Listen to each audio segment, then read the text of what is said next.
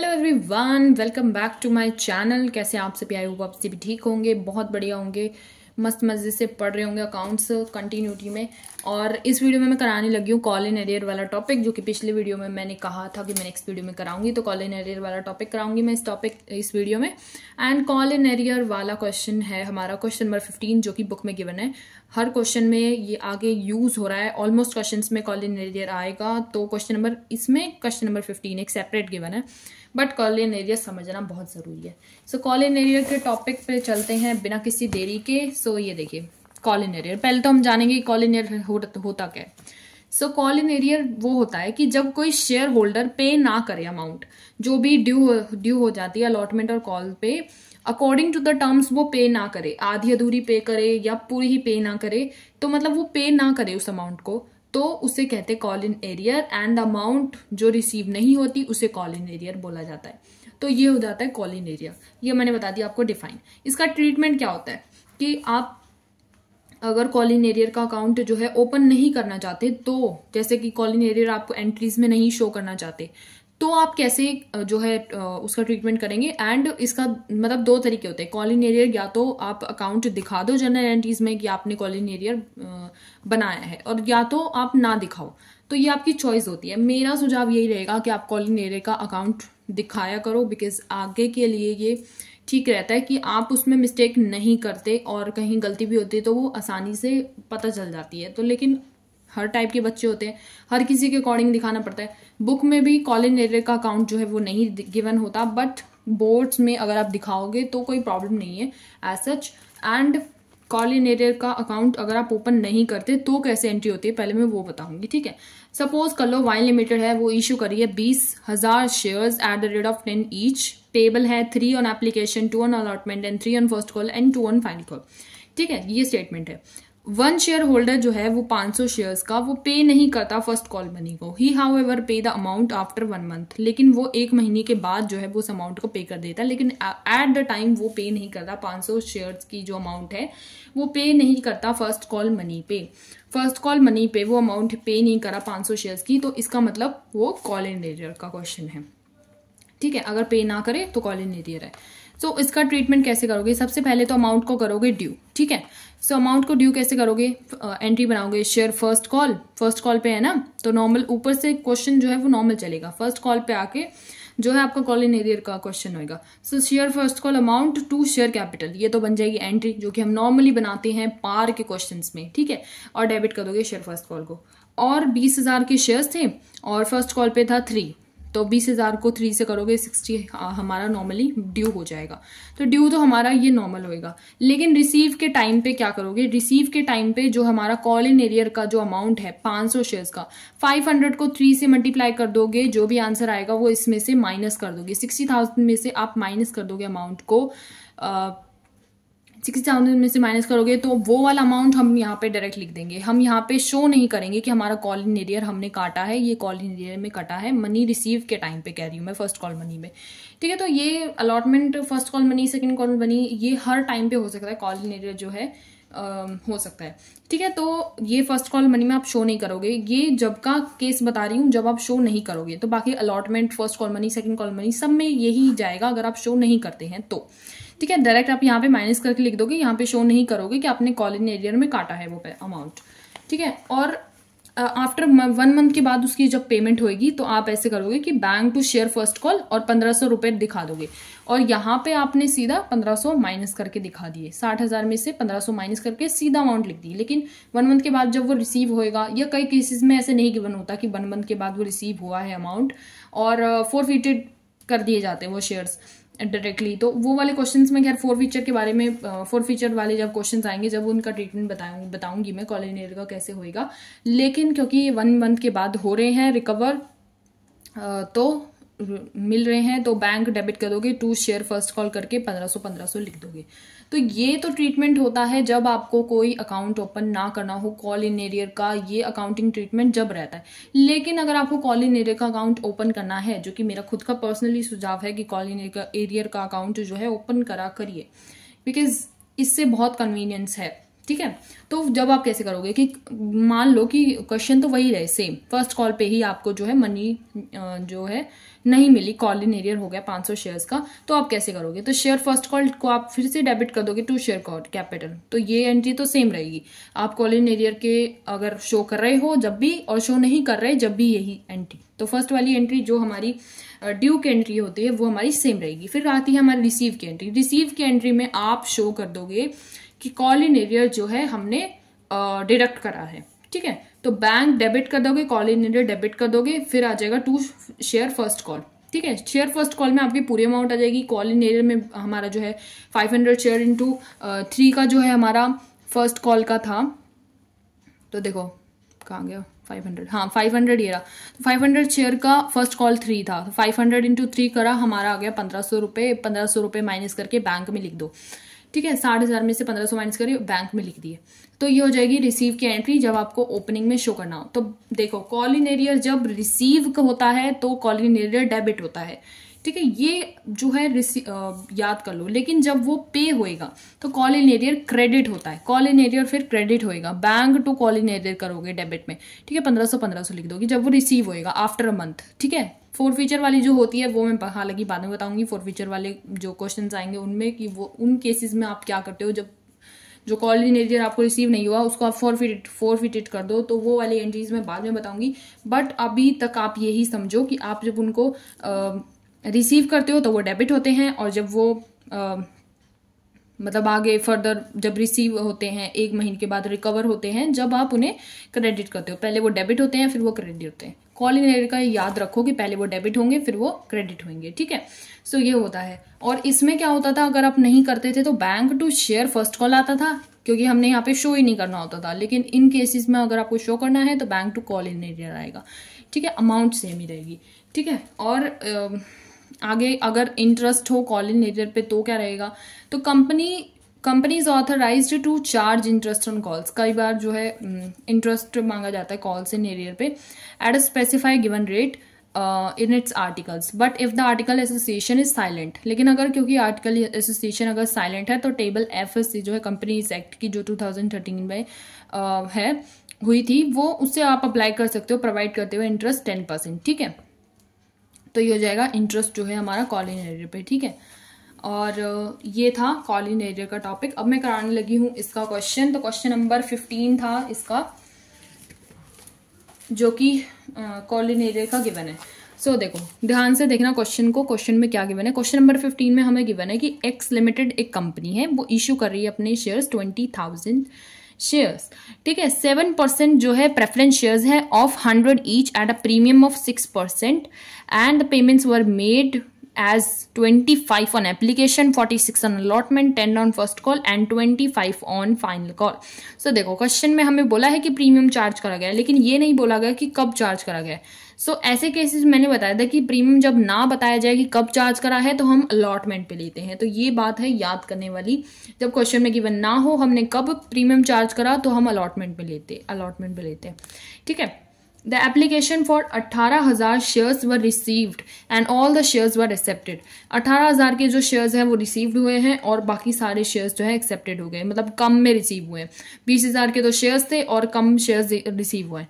All the money was duly received accept the first and final call on 100 shares. तो देखो 100 shares की first और final call दोनों ही receive नहीं हुई। कॉल इन एरियर का क्वेश्चन है, साफ आपको ये पढ़ते ही समझ में आ जाना चाहिए। पहले क्वेश्चन को ना पूरा पढ़ा करो, पता करा करो कि क्वेश्चन में एक्चुअली में गिवन क्या है, ठीक है, समझने की कोशिश करा करो। आगे हमें बोला है कि जर्नल एंट्रीज आपको पास करनी है, और इसमें अब मैं कराने लगी आपको क्वेश्चन कॉल इन एरियर का, ठीक है। तो ये देखिए क्वेश्चन नंबर ये है हमारा 15। क्वेश्चन नंबर 15 में जैसे कि मैंने बताया, क्वेश्चन नंबर 15 में गिवन है कि 20,000 जो है शेयर्स हैं, 7% के प्रेफरेंस शेयर्स हैं, ये एक्स लिमिटेड इशू कर रही है इन्हें। 20,000 शेयर्स हैं और 100 का ईच है, ठीक है। और प्रीमियम भी गिवन है एट अ प्रीमियम ऑफ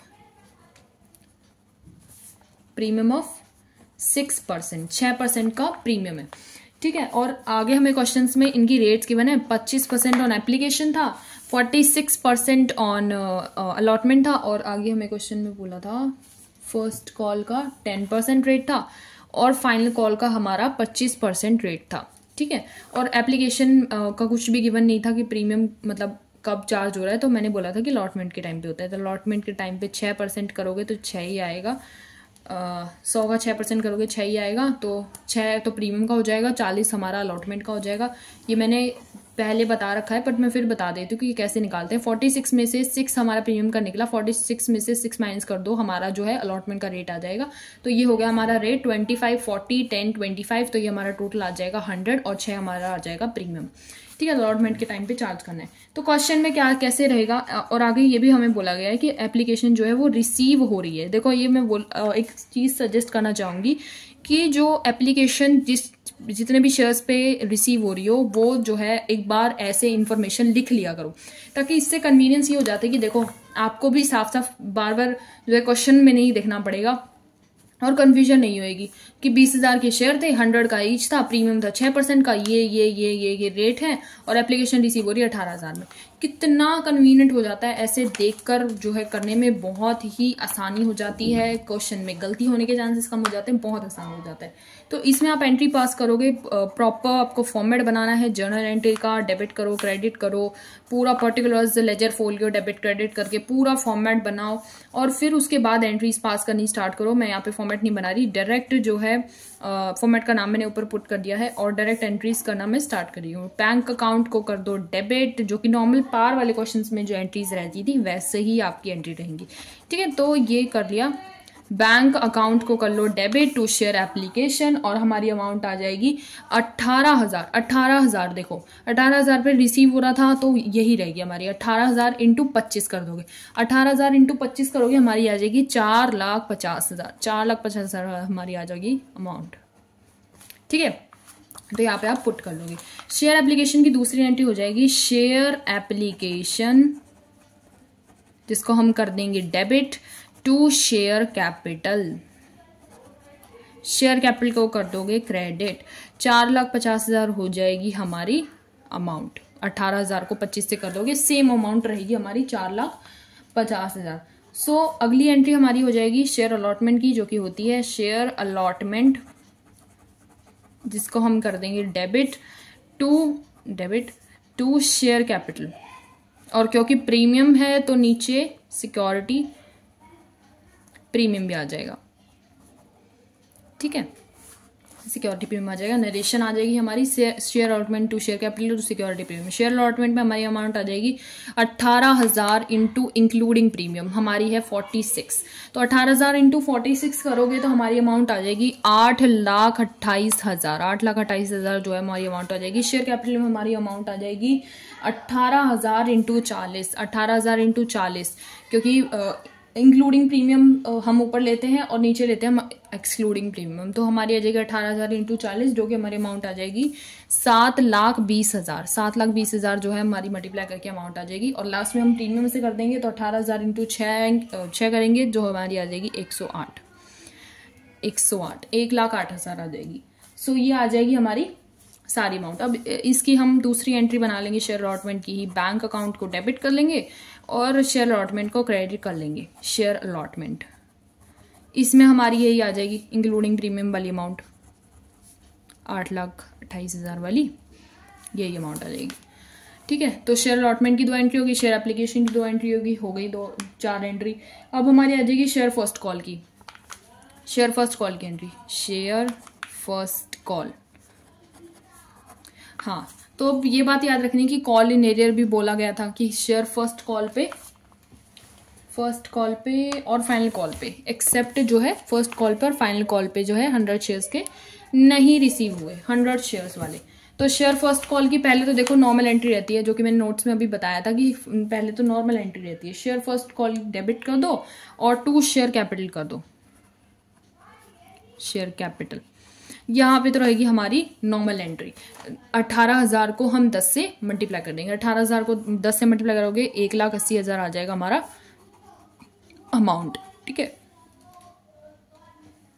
फिर हमारी अगली एंट्री हो जाएगी बैंक अकाउंट डेबिट। तो देखो यहाँ पे याद रखना कॉल इन एरियर है, तो कॉल इन एरियर पहले क्या होता था, डेबिट होता था। कॉल इन एरियर को पहले डेबिट करते हैं, फिर जब रिसीव हो जाता है, जब हम करते हैं उसको क्रेडिट। और मोस्टली क्वेश्चंस में जो है रिसीव नहीं होता, तो वहीं पे हम या तो शेयर फॉरफीचर वाले केसेस होते हैं वो ज़्यादातर, तो वहाँ पे ऐसे ही रहता है। तो शेयर फर्स्ट कॉल में तो हमारी सेम अमाउंट आ जाएगी 1,80,000, मतलब 18,000 इंटू 10 करा था हमने, तो 1,80,000 हमारी ये वाली सेम अमाउंट आ जाएगी। 100 शेयर्स जो है नहीं रिसीव हुए थे, तो 100 इंटू हमारी 10 की अमाउंट थी, तो ये हमारा 10 वाली अमाउंट थी, तो मल्टीप्लाई करके हमारा आ जाएगा ये 1000, ठीक है। तो ये डेबिट हो जाएगा। 1,80,000 में से 1000 हम माइनस करेंगे तो 1,79,000 हमारी जो है अमाउंट आ जाएगी, जो कि आ जाएगी बैंक में, लेस करके लिख देंगे। 1,80,000 में से 1,000 माइनस करोगे 1,79,000 हमारी आ जाएगी अमाउंट इसमें। और लास्ट वाली हमारी एंट्री हो जाएगी शेयर फाइनल कॉल की। फाइनल कॉल बोल लो, सेकेंड कॉल बोल लो, कुछ भी बोल लो। और शेयर फाइनल कॉल की एंट्री हो जाएगी share final call to share capital, ठीक है, नरेशन आ जाएगी share final call to share capital. और इसमें हमारी अमाउंट आ जाएगी 18,000 इंटू 25। 18,000 इंटू 25 करोगे इंक्लूडिंग, सॉरी प्रीमियम तो इसमें है ही नहीं, तो प्रीमियम वाली अमाउंट नहीं है। 18,000 इंटू 25 ही करोगे तो 4 लाख हमारी 4,50,000 हमारी अमाउंट आ जाएगी इसमें, 4,50,000, ठीक है। तो ये तो होगी शेयर फाइनल कॉल की लास्ट एंट्री, ठीक है। ये शेयर फर्स्ट फाइनल कॉल की हो गई हमारी एंट्री। इसकी जो है लास्ट एंट्री कर देंगे शेयर फाइनल कॉल की, जिसमें कॉल इन एरियर भी आएगा। तो इसमें हम बैंक अकाउंट को कर देंगे debit to call in arrear को कर देंगे डेबिट, एंड फिर से शेयर फाइनल कॉल को कर देंगे क्रेडिट।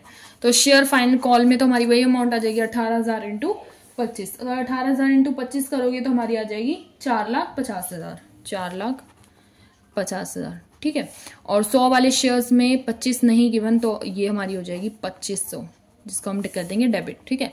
तो 4,50,000 में 2500 माइनस करके यहाँ पे लिख देना बैंक में अमाउंट, और ये क्वेश्चन हमारा डन हो जाएगा। तो इसी के साथ हमारा call in arrear, I hope आप लोगों को समझ में आ गया होगा। बहुत ही आसानी से मैंने आप लोगों को कॉल इन एरियर सिखाया है, बहुत ही मजे से आपको समझ में आ गया होगा, सारे डाउट्स क्लियर हो गए होंगे कॉल इन एरियर के रिलेटेड। और जो है आगे भी ऐसे ही जुड़े रहेगा। कॉल इन एडवांस में नेक्स्ट टॉपिक कराऊंगी, कॉल इन एडवांस इससे ऑपोजिट इसकी जो है एंट्रीज रहती हैं, और कॉल इन एडवांस भी सीखना जरूरी है। ये भी कॉल इन एरियर की तरह हर जगह पे यूज होएगा। तो कॉल इन एडवांस जो मैं अगली वीडियो में समझाऊंगी। I hope you like my video, like my content, and don't forget to like, share and subscribe to my YouTube channel. और ऐसे ही जुड़े रहिए हमारे साथ। Thank you, bye bye.